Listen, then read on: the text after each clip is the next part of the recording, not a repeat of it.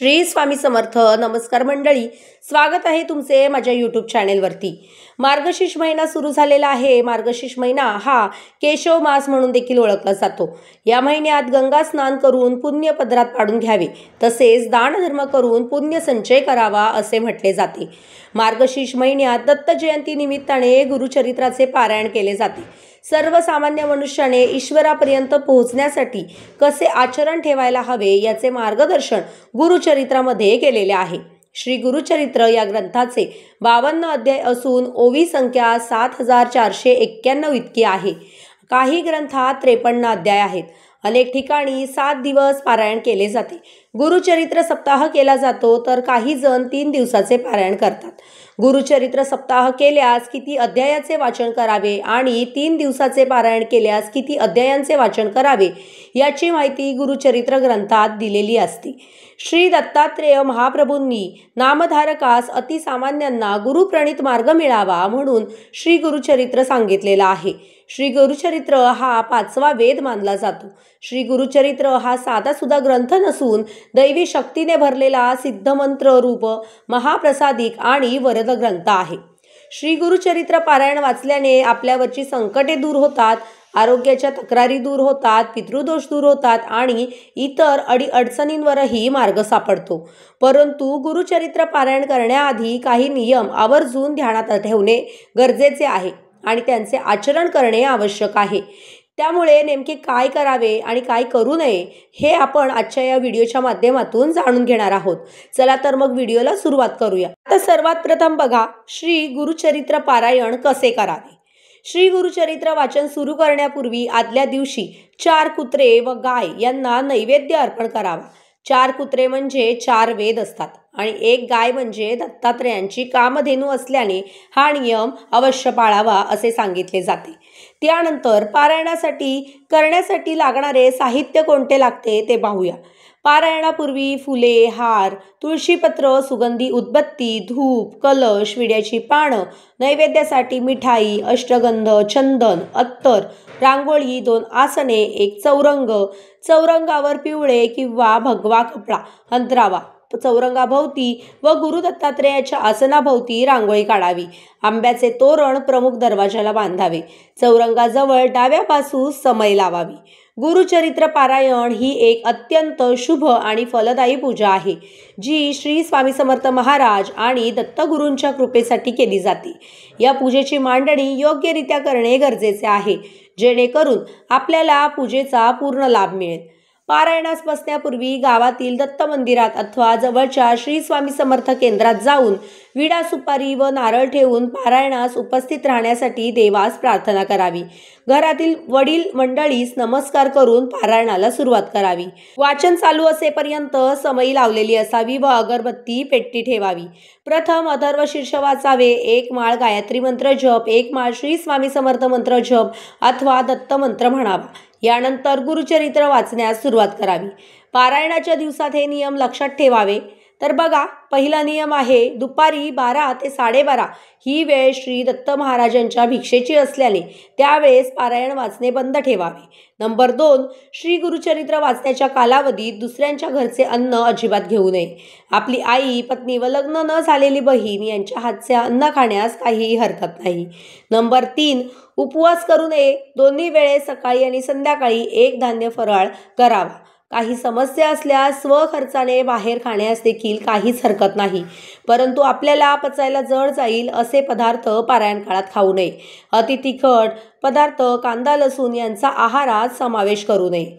Number 4, ग्रंथांचा नैवेद्य गाईला खाऊ घालावा किंवा स्वतः घ्यावा व मगच आपण भोजन करावे. श्री गुरुचरित्र वाचण्याच्या कालावधीमध्ये सुद्धा आपल्या नित्यसेवेत खंड पडू नये. पारायण काळात शक्यतो जमिनीवरच झोपावे, पलंगावर अजिबात झोपू नये. नंबर 5, श्री गुरुचरित्र वाचण्याच्या कालावधीत पुरुषांनी दाढी वाढवू नये. स्वतःच्या हाताने दाढी करावी. तसेच या काळात चामड्याऐवजी नायलॉन किंवा रबरी चप्पल जोड वापरावी.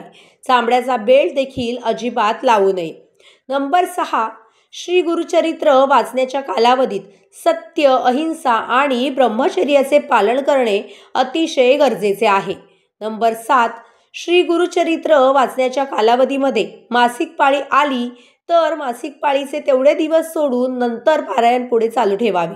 तसेच सुतक असणाऱ्यांच्या घरी किंवा अंत्यविधीस या काळामध्ये जाऊ नये.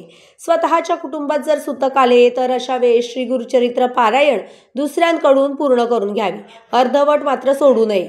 वेळोवेळी गोमूत्र शिंपडत राहावे.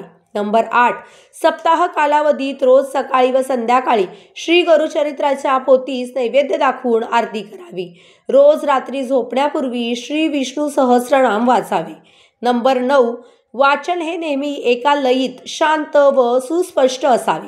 हे उगाचच आपल्याला वाचायचे किंवा उरकण्याच्या दृष्टीने उच्चार भ्रष्टता होऊ नये, तसे चित्त अक्षरातून व्यक्त होणाऱ्या अर्थाकडे असावे. नंबर 10, वाचन करण्यापूर्वी पहिल्या दिवशी सूर्योदयापूर्वी उठून सर्व कार्य उरकून उजव्या हातावर पाणी घेऊन संकल्प सोडावा.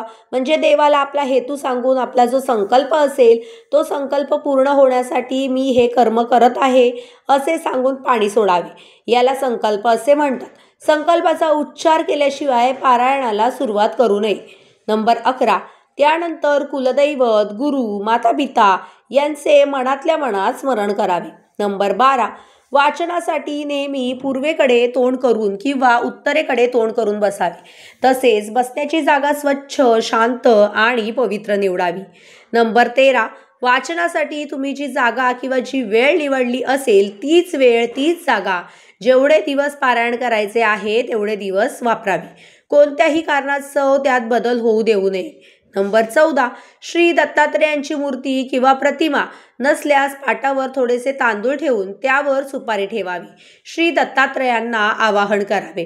नंबर 15, पारायण काळात देवापुढे 7 दिवस अखंड नंदादीप तेवत ठेवावा व सुंदर रांगोळी काढावी.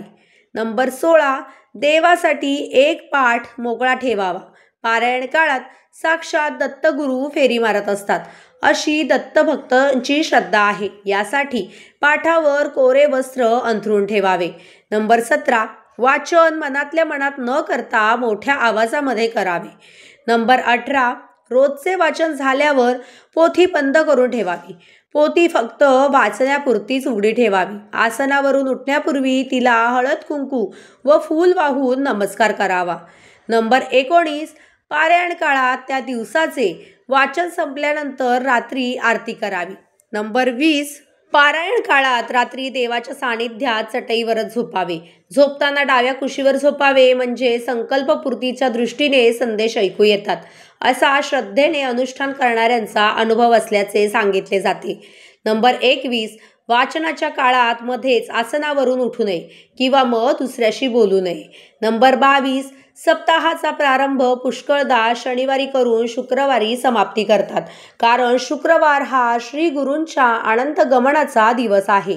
नंबर 23, सप्ताह पूर्ण झाल्यानंतर 7व्या दिवशी शक्यतर 8व्या दिवशी सुपारीतून श्री दत्तात्रेयांचे विसर्जन करावे आणि नैवेद्य आरती करून भोजनात सवाष्ण ब्राह्मण सांगून सांगता करावी. महानैवेद्यात शक्यतो घेवड्याची भाजी करावी. नंबर 24, वाचनात यांत्रिकीपणा नको, म्हणजे फक्त वाचतोय म्हणून वाचू नये. मनोभावे पोथीचे वाचन करावे. नंबर 25, एकदा संकल्प सोडून पारायणाला प्रारंभ केल्यानंतर ते पूर्ण करणे आवश्यक असते, परंतु मध्ये सोयर किंवा सुतक आल्यास व्यत्यय येतो. अशा वेळी परिचिताकडून म्हणजे आपल्याच कोणीतरी नातेवाईकाने याचे अपूर्ण राहिलेले वाचन मी पूर्ण करतो असा संकल्प सोडून आपल्या घरातील उर्वरित वाचन पूर्ण करावे. तसेच सोयर किंवा सुतक संपल्यानंतर घरात गोमूत्र शिंपडून शुद्धी करावी. त्या दिवशी अवतरणिका वाचावी व दत्तमूर्ती किंवा दत्तपादुकांवर अभिषेक करावा. नंबर 26, शक्यतो निष्काम मनाने या ग्रंथाचे पालन करावे. इच्छित फळ तुम्हाला आपोआपच मिळेल असा गुरुभक्तांचा अनुभव आहे. नंबर 27, दररोज वाचायचे अध्याय तुम्ही निवडलेल्या दिवसांवर अवलंबून असतात. 3 दिवसाच्या पारायणात दररोज 18 अध्याय, 7 दिवसामध्ये दररोज 7.57 अध्याय आणि 11 दिवसामध्ये दररोज 4.82 अध्याय वाचायचे असतात. नंबर 28, पारायणाची सुरुवात कोणत्याही दिवशी करता येते, पण शनिवारी, गुरुवार किंवा मग पुष्य नक्षत्र असल्यास शुभ मानले जाते.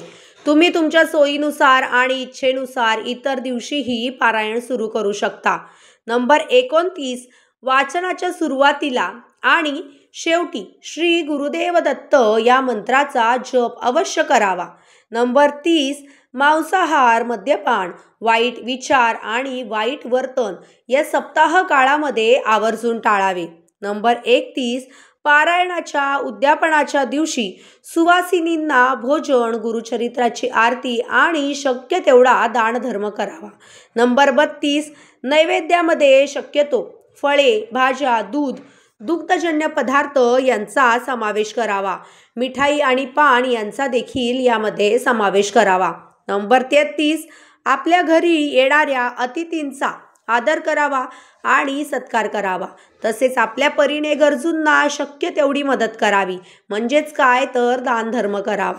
नंबर 34, या गुरुचरित्र ग्रंथात तुमच्या गुरुचे मार्गदर्शन कसे आहे याचे विवेचन या ग्रंथात श्रीपाद श्री वल्लभ व श्री नृसिंह सरस्वती यांच्या लीलांमधून वर्णन करण्यात आलेले आहे. नंबर 35, गुरुचरित्र पारायण हे 3 दिवस, 7 दिवस किंवा मग 11 दिवस करता येते.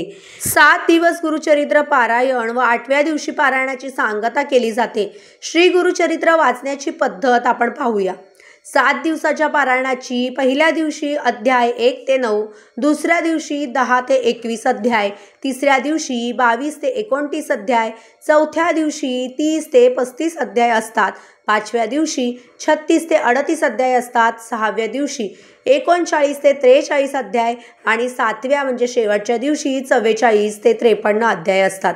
नंबर 36, श्री गुरुचरित्र सप्ताह हा 7 दिवसांचे एक पारायण या पद्धतीने करायचा असतो. परंतु 21 दिवसात आपण 3 पारायण किंवा 49 दिवसात 7 पारायण करण्याच्या देखील पद्धती आहेत. नंबर 37, 7 दिवसाच्या सप्ताहाची 8व्या दिवशी सांगता करावी. सांगतेच्या दिवशी सकाळी 10:30 वाजता श्री दत्त महाराज, श्री कुलदेवता, श्री स्वामी समर्थ महाराज व श्री गुरुचरित्र ग्रंथ करिता नैवेद्य मांडावा. ग्रंथाचा नैवेद्य गाईला खाऊ घालावा किंवा तुम्ही स्वतः घ्यावा. मगच आपण भोजन करावे. नंबर 38, श्री गुरुचरित्र वाचण्याच्या कालावधीमध्ये सुद्धा आपल्या नित्यसेवेत खंड पडू देऊ नये. शक्यतोवर जमिनीवर झोपावे, पलंगावर झोपू नये.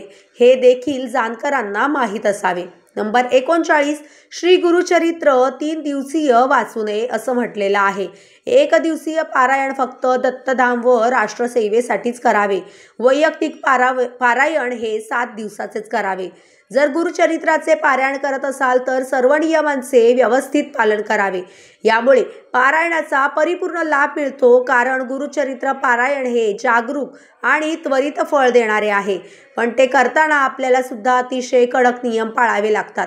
नाहीतर त्याचा मनासारखा परिणाम आपल्याला दिसून येत नाही. तुम्हाला जर हा माहितीपूर्ण व्हिडिओ आवडला असेल तर व्हिडिओला एक लाईक नक्की करा. हा व्हिडिओ जास्तीत जास्त लोकांपर्यंत शेअर करा आणि असेच माहितीपूर्ण व्हिडिओ पाहण्यासाठी आपल्या चॅनेलला देखील नक्की सबस्क्राईब करा. व्हिडिओ शेवटपर्यंत पाहिल्याबद्दल अगदी मनापासून आभारी आहे. धन्यवाद. श्री स्वामी समर्थ. दिगंबरा दिगंबरा श्रीपाद वल्लभ दिगंबरा.